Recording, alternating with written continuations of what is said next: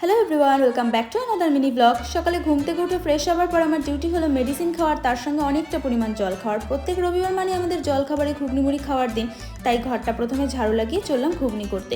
শুভমকে যদি বলা হয় তোমার কমফোর্টেবল ফুড কী গো, তাহলে উত্তরে কিন্তু সবসময় বলবে মুড়ি আর ঘুগনি। তো খেয়ে রেডি হয়ে বেরিয়ে পড়লাম। সেদিন বাইরে বিভৎস রোদ ছিল, ভাগ্যে ছাতাটা ছিল, নাহলে 40 ডিগ্রি তাপে পুরো অমলেটই হয়ে যেতাম। শোরুম থেকে 5 মিনিটের কাজের কথা বলেছিল, সেখানে গিয়ে 2.5 ঘন্টা লেগে গেল ফর্মালিটি পেপারসগুলো সাইন করতে। তাই যথারীতি লাঞ্চ টাইম পার হয়ে যাওয়াতে পেটে ইঁদুর দৌড়াচ্ছিল, তাড়াতাড়ি ওখান থেকে বেরিয়ে সোজা ঢুকলাম একটা হোটেলে। বাঙালি খাবারের থেকে উড়িয়া খাবারের টেস্ট কিন্তু একদমই আলাদা। ভুবনেশ্বরে প্রথম যখন এসেছিলাম না, তখন এই হোটেলেই খেয়েছিলাম। কিছুটা হলেও এখানকার খাবার একটু বাঙালিদের মতোই, তাই ওখান থেকে খাবার সেরে একেবারে বাজারে যাবার বাস ধরলাম। বাপরে, বাজারে এত ভিড় সেদিন ছিল, তার মধ্যে ছিল বিশাল গরম।